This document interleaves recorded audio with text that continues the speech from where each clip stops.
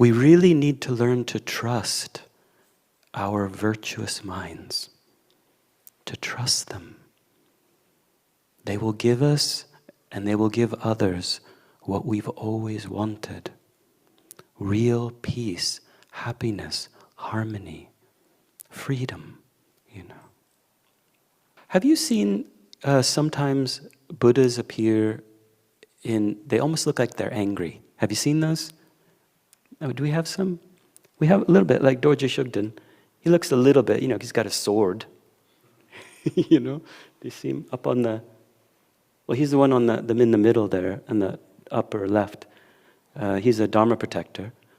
So a lot of times the protector deities appear in what we call a wrathful aspect.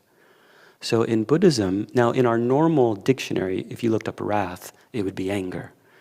But it's not. We say wrathful deity. It's a forceful expression of compassion. Okay, so it's compassion, and it's directed not at living beings, but at the real enemy of living beings. What's that?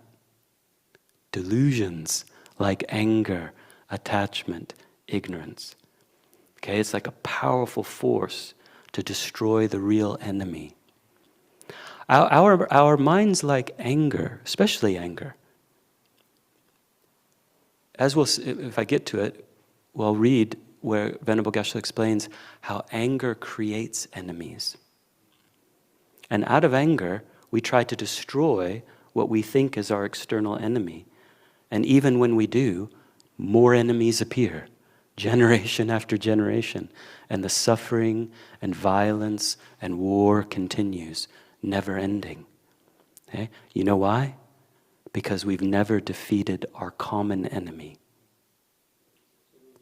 Delusions. We're not each other's enemy. We have a common enemy. And it's in here, in each of our minds, our hearts. If we were all to defeat our anger, then why would we need tanks and nuclear weapons? Why? Those are only instruments of angry minds. But even though we're training in patience and so forth, that doesn't mean we allow ourselves to be harmed. Of course not. It means we're learning to protect our inner peace and to help others to do the same, because that's how we solve the problems of this world.